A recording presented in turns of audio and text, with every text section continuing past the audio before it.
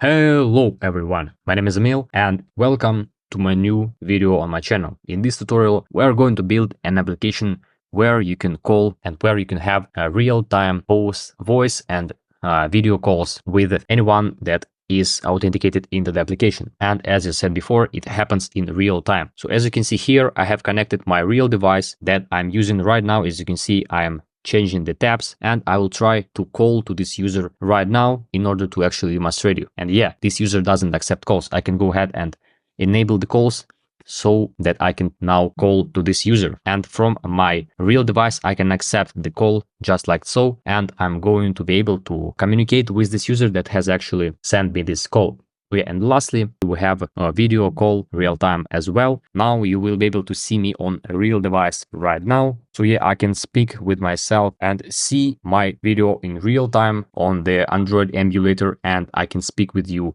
in real time so that you can actually see my face from both devices, and it's all in real time. So you can see me hanging my hand. Maybe I can minimize this window and I can interact with the application while being on the call. You can see me and I can end up this call. So for both users, it has been ended. All that we're going to build in this tutorial. So I hope you enjoyed. So without further ado, let's dive into it. Alright, so let's get started. First of all, we're going to search for the official ZEGOCLOUD website. And in here, you can find all the information that you basically need to understand what the ZEGOCLOUD is, but I'm going to explain you as we move forward in this tutorial.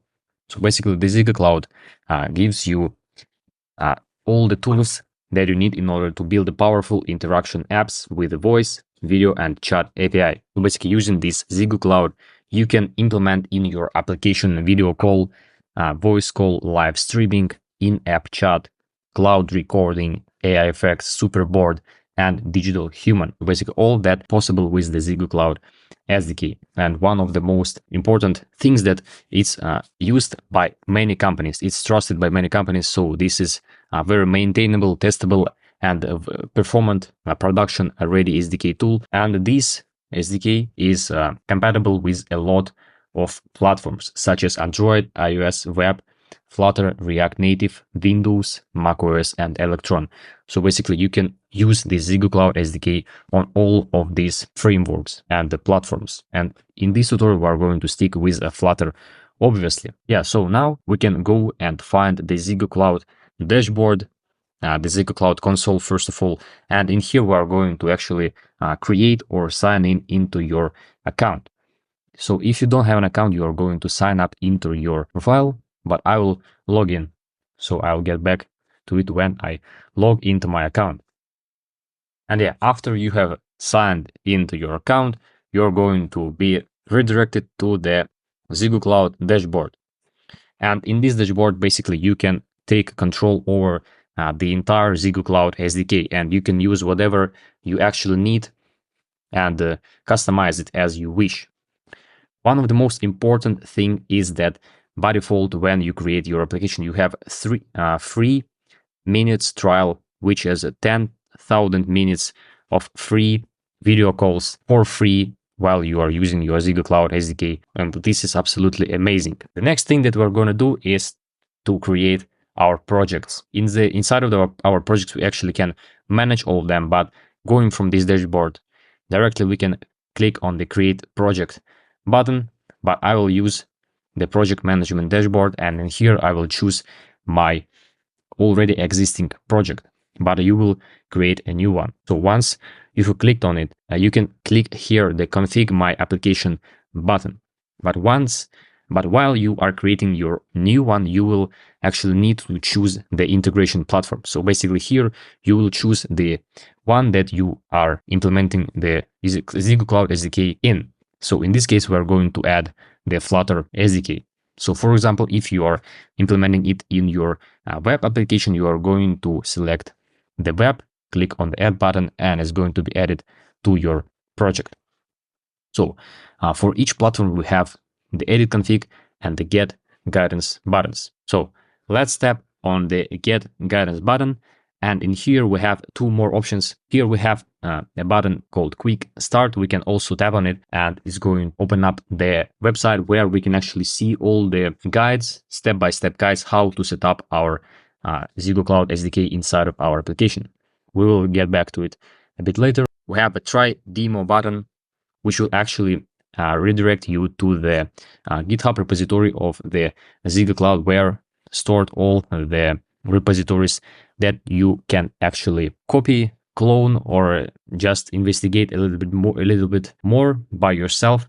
But all of that is well documented on their website in the quick start, and everything is documented in this website. Yeah, so here you can watch a complete video how to set up it, or you can follow the step-by-step guide in the written format. But for our tutorial, we are going to stick with the quick start with call invitation. So make sure that you choose this one. Also, here there are a bunch of more options that you can check and see whether you want maybe to customize your avatars, configure layers, add screen sharing, and all these features are available when you use ZEGOCLOUD SDK. All that you can customize yourself. So make sure that you check all that if you want to customize your ZEGOCLOUD SDK. So for now, we're going to stick with the quick start with call invitation. So now let's actually create our application. In my GitHub repository, you can find this real-time video calls app ZEGOCLOUD project. And in here, you have two branches, master and the initial. The master branch is the fully completed version of this application that has already an integration of the ZEGOCLOUD, and the initial is without the ZEGOCLOUD integration. So now we can go to the terminal, and here we are going to input git clone. We are going to actually clone this repository. We are going to select the branch by using -b, and here we can specify initial, and here we are going to copy the link of this GitHub repository, paste it here, and at the end we are going to rename it, and we're going to call it ZEGOCLOUD demo. So it's going to be cloned into my Flutter folder on my macOS, and then I can go to the ZEGOCLOUD demo that has been just cloned, not the demo, and now I can code. I can open up the VS Code, and then I can see that all of the code has been cloned from my GitHub repository. So here are a bunch of things that are already pre-built: the authentication, the contacts, home, navigation, settings, and some of the packages for the app UI, Firebase Authentication Client, form fields, and user repository. So first of all, let me actually, we are going to set up our environmental variables. So basically in your ZEGOCLOUD console, in each of your project, you have your unique app ID and app sign that are secrets, and ideally you don't want to expose them. So we are going to actually store them as our environmental variables in our application. In order to do that, we are going to open up the terminal in our VS Code, and we are going to dive into the packages folder. And here we are going to use very good CLI. A very good CLI is the Dart package by the Very Good Ventures, and it provides you with some of very useful commands in order to create Dart CLI, Dart package, docs, site, Flutter, Flame game, Flutter app, Flutter package, and Flutter plugin. In order to install it, we are going to run dart pub global activate very good CLI. We're going to run this command, and the very good CLI is going to be installed on your machine, and then you can use the very good CLI. So in this case, we are going to use the Flutter package and the Dart package. The Dart package is going to be needed for you only if you are communicating with the Dart SDK without any Flutter packages. And the Flutter package is going to be used when you want to create some isolated package where you integrate with some Flutter SDKs tools, such as material or anything like that. So inside of the packages folder, we can run very good, create Flutter app, Flutter package, sorry. And here we are going to specify the name env. So inside of our packages folder, Here is going to be created the env package, Flutter package. So inside of this Flutter package, we are going to go to the pubspec.yaml, and immediately in the dependencies, we are going to add invite. Inside of the dev dependencies, we are going to add invite generator, and inside of the dev dependency, we are going to add build runner. So the invite is a very straightforward and very secured Flutter package that you can use in order to manage all of your secret environmental variables in your application. So here you can check more how to install it, how to use it, how to obfuscate, encrypt your environmental variables. We are going to do it right now. So inside of the lib folder in source, we have env.art file. And in here, we are going to create our env abstract class. You can simply copy it in the GitHub repository. You can find it in the packages env folder inside of the master branch. And here we are going to specify the Zego app ID and the Zego app sign in environmental variables. And we are going to mark this file as a part of env.g.dart. That is going to be generated once we run the build runner in order to actually generate the code. Also in the test, we can remove this testing so we don't have any issues.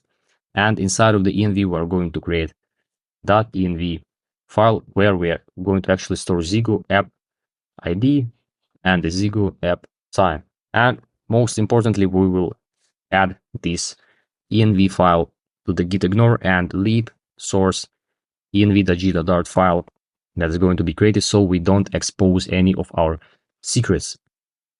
Now inside of the env package, we will run dart run build runner build command, and all of the secrets that we will specify in our env file are going to be used. And actually we haven't provided any of them, so I'm just a bit too fast. So before you actually run this command, you will specify the value of the Zego app ID and the Zego app sign. So once I have done it, I will come back to you. After I have run this command, you should have this succeeded after seconds with 3 inputs, 9 actions comments, so that it will actually indicate that you have successfully created, and you should not have any exceptions in your env folder anymore. It means that every single environmental variable was created successfully. Now what we are going to do is to go to the pubspec.yaml in the root of our application, and here we are going to add env with the path set to the packages env, and we are going to call pubspec assist sort all dependencies. If you don't have this command, you can go to the extensions, and here we can search for the pubspec assist, and you can actually enable this extension so that you can seamlessly sort every single dependency that you have in your application. So after we have set up our environmental variables to the quick start, and here we can actually check what we are going to do next. The next thing, we are going to add the Zego UI Kit pre-built call and the Zego UI Kit signaling plugin dependencies. For that, we are going to use add dependency, and we are going to choose the ZEGOCLOUD demo. And here we're going to call Zego UI Kit pre-built call dependency and Zego UI Kit signaling plugin. And it's going to be added in the root of our application, in the pubspec.yaml file in the root of our application. And the next thing that we're going to do is to set up the navigator key in our app. First of all, we're going to go to the app view, and in here we're going to create a global navigator key, and we're going to set the value of it to the global key with the navigator state, and we're going to use this navigator key to actually make the UI show when receiving a call invite, so that the actual ZEGOCLOUD can take care of it by itself. And not to mention, the ZEGOCLOUD actually provides you with the low-level code UI kits, so that you don't need to implement any of that by yourself. It's a very convenient way of using, and I totally recommend you to use a pre-built call UI kit, so that you can seamlessly integrate video and audio calls in your application without handling any business logic by yourself. Also, not to mention, before we actually are going to deep dive into the lib folder, we are going to go to the Android, and in here we are going to actually set up a few things. In the Android app build.gradle, we are going to set the compile SDK to the 33 version of or higher. Then in the min SDK version, we are going to set to 23 and the target SDK version to 34. Then we will go to then we are going to actually create a progward rules.pro file, and we are going to add this line in the build types in the release. We're going to call progward files get default progward file progward android.txt, and we're going to provide here progward rules pro, and inside of this file we're going to call this code. We're going to add these 2 lines of code, and we're going to go to the Android mainfest.xml file inside of the source main folder, and you are going to add these lines of code. By default, you're not going to have any of them, but you're gonna add all of these permissions. And this is pretty much all for the Android setup. And for the iOS setup, you're gonna go to the iOS folder runner and in the info.plist file, you will have to have these 4 lines of code for camera usage description and for the microphone usage description. This lines of code is needed to actually give a permission for the iOS to require camera access and require microphone access. Also, in the pod file, you will go to the end, and in the GitHub repository, once again, you can find it inside of this GitHub repository, real-time video calls app ZEGOCLOUD.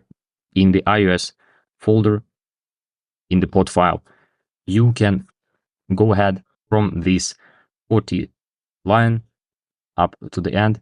You can copy all of that and paste in your pod file if you are creating actually this app from scratch. And all we're gonna do with these lines of code is to provide permissions for the iOS to use a camera and to use a microphone. So basically here you can enable the permissions needed. For example, to enable camera permission, just remove, we're going to just remove this symbol here, or type command / and we're going to uncomment this line. So we are done with the iOS and Android setup.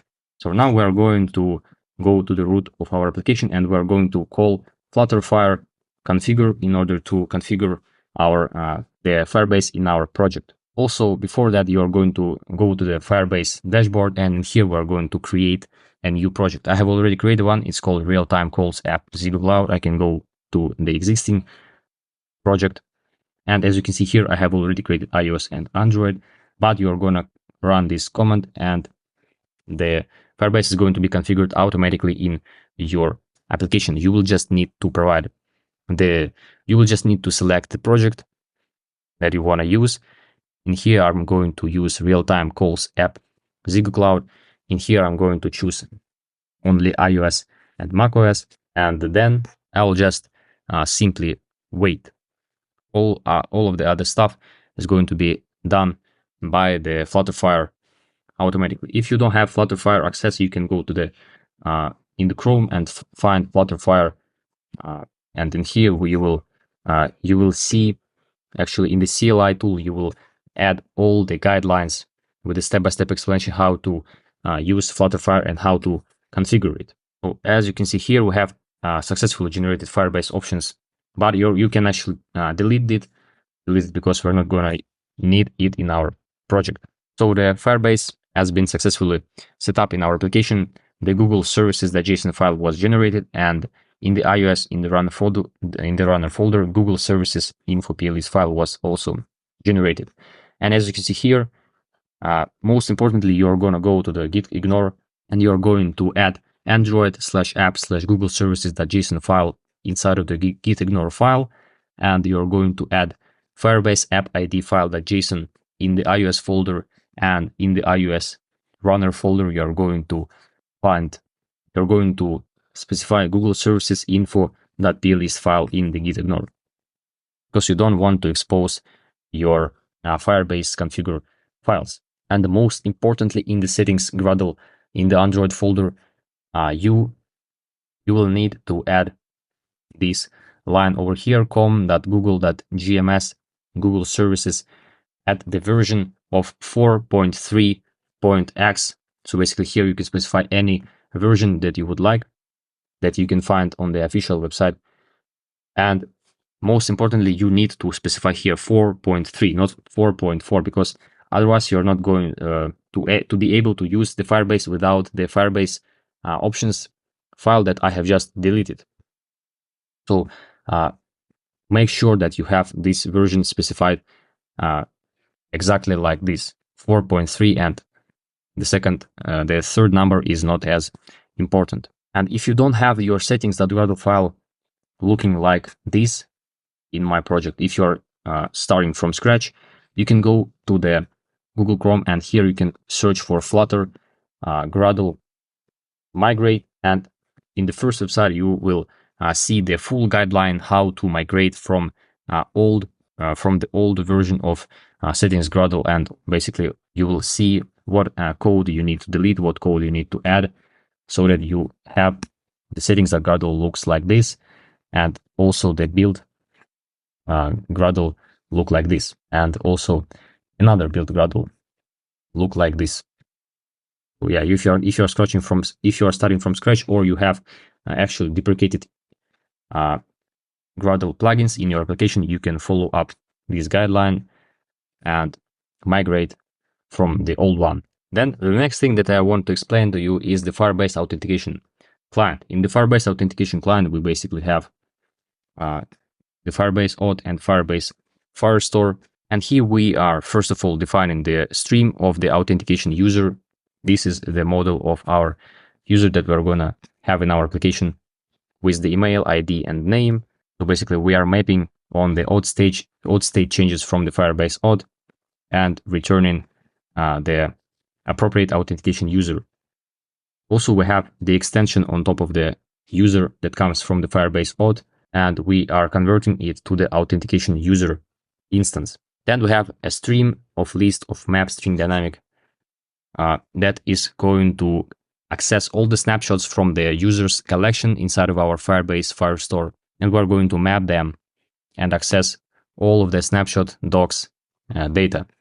That is actually a map string dynamic, and we're going to have it as a list of users that we have in our database, Firebase database. And we're going to have a Boolean stream whether the currently authenticated user can accept calls. We're going to access the doc from the user's collection where the ID is equal to the current user ID, and we're going to access the snapshot data. And the snapshot data is actually the user's data, and in the user we have the accept calls parameter, which will actually indicate whether we can accept calls or not. Then we're going to have a future void to change whether we can accept calls or not. We're going to update the appropriate document in the user's collection and update the accept calls Boolean that we're going to pass in this function. Then we're going to have a login with a password function, which will basically use the Firebase Auth.sign-in with email and password function. Then we have the sign up with password function, which will basically create user with email and password. Then we're going to use the user credential and update profile with display name that we get from this sign up with password function. And then we will actually, inside of the user's collection, for the document where the user that UID for the user that ID, we're going to set new parameters, new values for ID, name, email, and accept calls. It means that the user has been just signed up into the application, and it is not stored in our users collection yet. But if for some reason we have the user doc references from this collection, we're not going to create a new instance of this user. And lastly, we have the logout function, which will basically call FirebaseOptions.signout. Then we have the user repository, which will basically use the Firebase authentication client. And here we will basically use authentication client user and map it to the user instance, which is basically the implementation of the authentication user with the same super parameters. And we have on the here accept calls boolean from JSON and from authentication user. Basically here we call user.from authentication user, and we are calling as broadcast stream so that we can listen to this user stream for multiple times. Then we have a list of users. We are listening to the user stream and mapping each user to the user from JSON. And as you remember, the user's stream is a list of map string dynamics, so that's why we are using user from JSON. Then we have a list. Then we have a boolean can accept calls, change accept calls function, login with password function, sign up with password function, which is also the same logic, but just calling from the authentication client, and logout. And this user repository we are going to use in our state management and in our blog business logic. Now, as you remember, we have created a navigator key. Now in the routes folder, we are going to replace in the app router.dart file the navigator key, the root navigator key with the navigator key that we have just created. I have made it by using the hotkey Shift Command L to select everything, every single place where the root navigator key is mentioned, and replaced it with the navigator key. So this is all for the app router modification. Then we are going to go to the app.blog.dart file, and here we will need to initialize our need to initialize and de-initialize the call invitation service.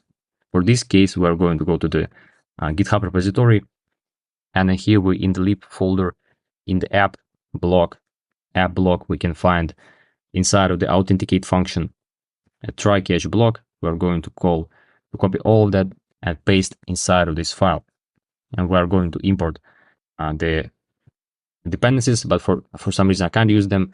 In order to fix that, I can go to the terminal and run flutter pub get, and the error should be gone. Yeah, I can now use it. And here I can actually use the environmental variables that we have created together from the package env. And why this env is very straightforward, because we define here a static variable so that we don't need to initialize our env anywhere in our application, and we can use it from any place in our entire app by calling env and any of the environmental variables that we have. So it's very straightforward and very easy to use. We are just importing all of the required dependencies.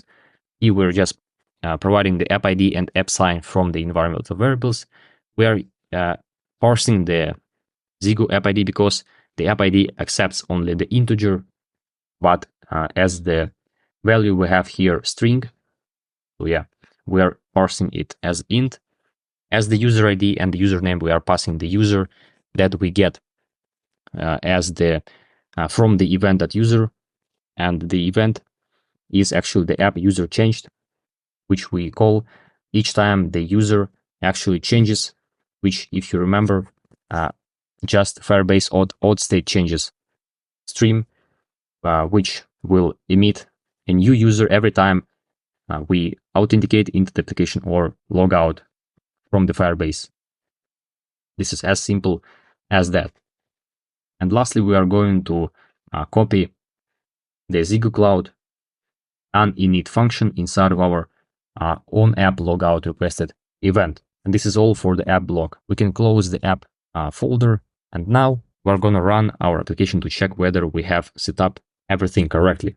So yeah, after we have actually launched our emulator, we are going to see the authentication page by default. And here we can switch from sign up page between sign up and sign in page. But before we actually move forward, make sure to enable authentication inside of your Firebase project. In order To enable it, you can go to the authentication, and here in the sign-in method, you will enable email and password authentication provider. And also on top of that, you are gonna enable Firestore database, because in here we are going to actually store our users. So before you go ahead and try to authenticate into the application, you should enable Firestore database and authentication after you have actually initialized your Firebase in your project, either manually or by running Flutter Fire configure command. So in here, I have already set up everything, and I have already some users in the application, but just to demonstrate you, I can go ahead and create a new user. So in here, I'm going to input my name, my email, and the password just to test the sign up functionality. And as you can see here, I have been successfully authenticated into the application, and in the contacts page, I can see a list of existing users in the application. And in the settings, I can log out from the application. So the next thing that we're going to do is we will actually add buttons to send the invitation call to users. In order to do that, we're going to go into the contacts folder, and here we will create widgets, and inside of the widgets we will create send call button .dart file, and inside of the GitHub repository you can search for the contacts widgets and send call button. You can copy the content and paste it inside. So I'm going to quickly explain you what is going on here. First of all, we create a call type enum, which is either a voice call or a video call, and it will actually identify which of the call we want to send to a specific user, whether the voice call or the video call. The send call button accepts 4 parameters: the call type, the user ID that we want to send the invitation to, his name, and whether he can accept calls, whether this user can accept calls. Then we will return a ZEGO send call invitation button that comes from the ZEGO UI kit pre-built call low code UI kit, which you are going to use. And you will not care about any of the business logic. This widget will cover all that for you. So it's very straightforward to use. And in the is video call Boolean flag, we determine whether the video is a call. So here we will switch for the call type, and it's going to be true if the call type is video call, and otherwise false, obviously. And in the invites, we will specify a list of ZEGO UI kit user. So basically, if you maybe want to create a group call, you will specify here multiple users or map between some users that you can maybe add by yourself. You can expand it as you wish, but in this case, we just specify a single ZEGO UI kit user with the user ID and the name. In the resource ID, what is most important, we will pass the name of the resource ID that we are going to create. In the service management, we will go to the in-app chat, and here we will actually specify the credentials for our Android offline push. In order to do that, you can either follow up the guidelines inside of the quick start UI kit page. It's going to be very straightforward here, set up for the Android and iOS. But what you're gonna do, basically, you will just go to the project overview of the Firebase. In the project settings, you can find the service accounts, and here you will click generate new private key. Once you have generated new private key, you can go back, and in here you will add credentials.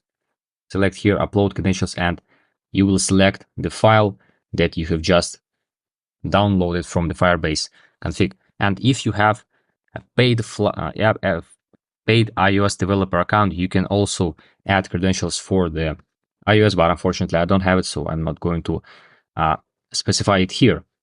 And lastly, we will need to specify here, you will need to create here a new actual resource ID. Here you will input the resource ID as I said, ZEGOCLOUD, or you can call it whatever you want. And here you will specify the data messages or the Android Firebase Cloud messaging. And then this resource ID, you are going to actually remember and use it inside of this ZEGO send call invitation button widget in the resource ID. And icon size, button size, you can customize as you wish. And on wheel pressed button will actually prevent the button from clicking, from being active if the user cannot actually accept any calls. First of all, we will check if user cannot accept calls. We will show the adaptive dialog for the user that is trying to call another user. And he will actually, in the builder, return an alert dialog. Will, as a title pass, user doesn't accept calls. And we will return a future value that false. It will actually mean that we cannot execute the callback to actually send the invitation to this user. Otherwise, we will return future value that true. It means that we can actually send the call invitation to this user. Now we can create widgets .dart file and export here send call button .dart file. Also in the context, we are going to import to export widgets. And lastly, in the view, we will in the context view, we have the stream builder, which listens to the list of users in the collection of our Firebase Firestore. And basically just a bunch of checking whether we have data or not, returning a list view builder with the list style. And in the list style, we have a title and the subtitle. And we're going to add trailing. Here we're going to specify a row. And most importantly, here we will specify main access size equal to the main access size minimum. And inside of the children, we are going to loop or final call type in call type values. And if you remember, the call type is coming from the send call button, and the enum actually have inside of it values that will basically return a list of all the actual values that the actual enum has. So we are iterating for each of them, and for each of the call type, we are going to return the send call button. As a user ID, we are going to pass user.id, as a name user.name, and as can accept calls user.accept calls. If we hot reload our app, we will see these two buttons appeared inside of our list style. And as you can see, if we remove main access size minimum, we will notice that we have a lot of exceptions. So it's very important to have here main access size set to minimum. The next thing that I want to mention you is that the order that you are creating your enums is very important, because if you create the video call first, the voice call second, you will actually see that the video call button is the first and the voice call button is the second. So depending on which button you want to display first, you will specify it first in the call type enum. But if you don't want to rely on the order of these types, you can just go ahead and specify it 2 times. Specify here call type, video call type, voice call, or like here voice call, video calls, like whatever. The result will be exactly the same as you can see, but it's just a way better to loop through each value of the call type. Also now, before we actually tap on these buttons, we will go to the app view, and here we are going to specify the builder. Inside of the builder, we are going to accept the context and child. We will return a stack, and in the stack, we are going to return child first on top of all, and on top of that, we are going to call Zego UI kit pre-built call mini overlay page. And in the context square, we are going to pass a function which will return navigator key current state context. If you remember, navigator key is the global key that we have defined on top of our app view class. And the navigator key is actually a root key of our app router. So if you are not using the Go router, you will basically have here, you will basically specify here navigator key in the material app. In this case, I'm using the SHAD CN UI. If you don't want to use the SHAD CN, you can specify here material app, and it's basically the same for the router, and everything is basically the same. SHAD CN just provides you with an extensive number of very useful built-in, very good looking UI elements. So I personally used it, and I really recommend you to use it as well. So yeah, after we have specified here Zego UI kit pre-built call mini UI location, the last thing that we're gonna check and set up will be to specify inside of the main file some of the Zego UI kit pre-built call invitation services, set navigator key. In the Bootstrap file, we're going to, the Bootstrap file is located inside of our lib folder. And before initializing our Firebase app, we're gonna call Zego UI kit pre-built. We're gonna import the app. We're gonna import the Zego UI kit pre-built, Zego UI kit pre-built call. And lastly, we're gonna copy this content over here, and we are going to copy and paste it, import required dependency, and here we're going to run the builder function awaited. And before await, we are going to mark it as a synchronous function, and the value we're not going to use it. And we're going to call await.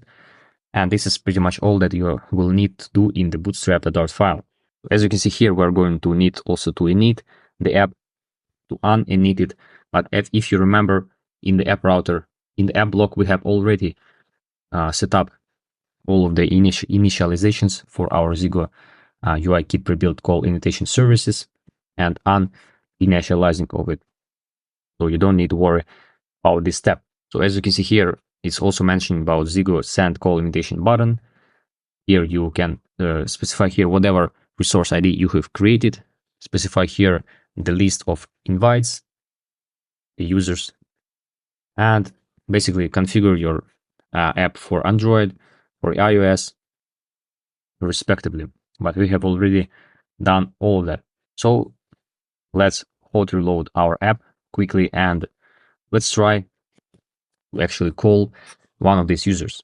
And we will notice that the page where we actually are calling to someone appeared.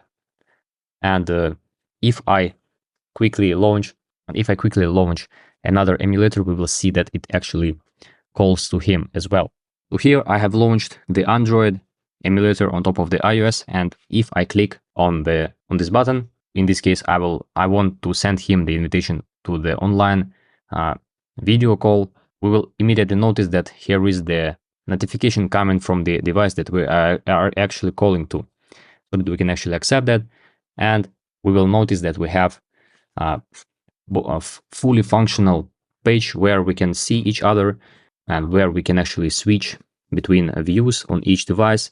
As you can see, we can turn our microphone off and on. We can turn on and off the sound itself. We can like rotate the camera, and we can actually turn off the camera. And we can also minimize this view so that we can we can use the application while having access to this page, and we can call the end of the call.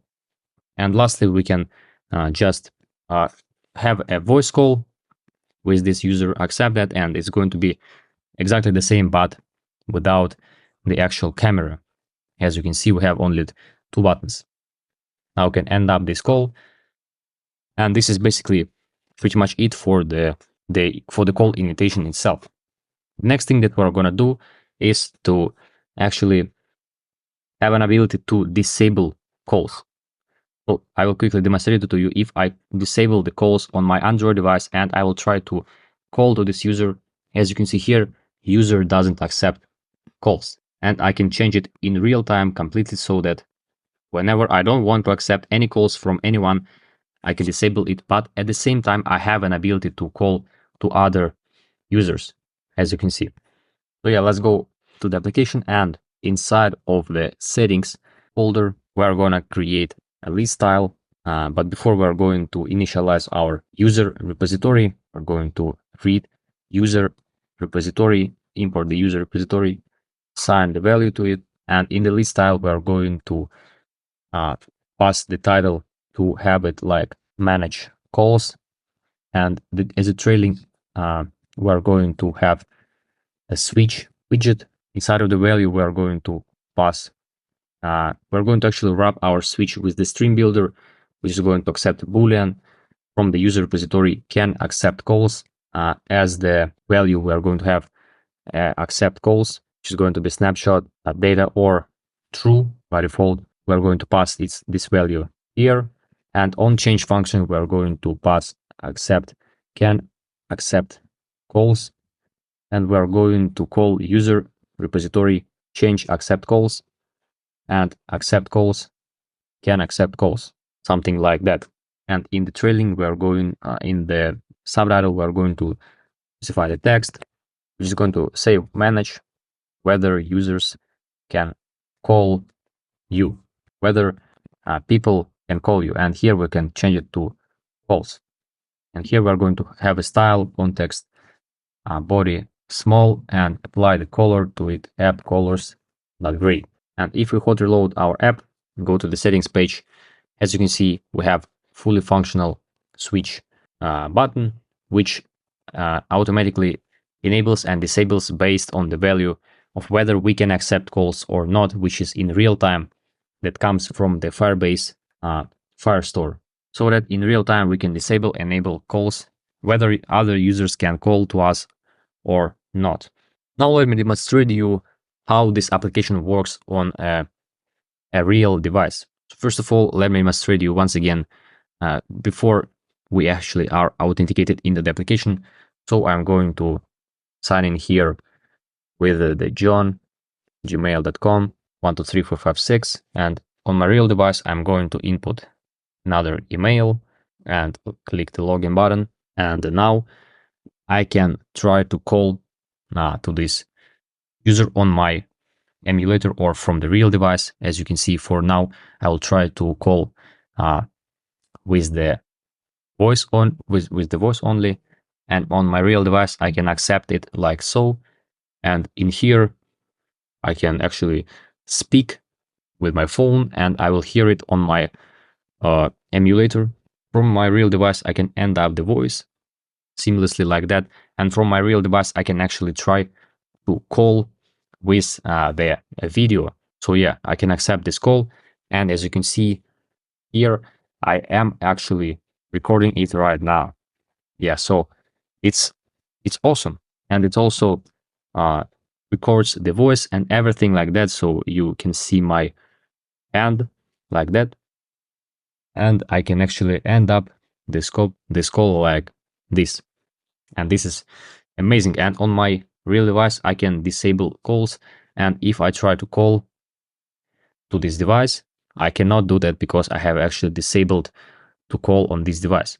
And in order to demonstrate that it is actually only for this device, if I call to this one, it can actually accept the calls. But for example, if I go to the Chrome, I can quickly fix that by going to the Firestore database, and inside of it, I can find this user very quickly. I can set it to true, update, and now I'll try to call him, and you will see that it doesn't appear on my device. So it is directly calling to the another device, but not to everyone, obviously. So yeah, it's amazing. So yeah, I can end up this call.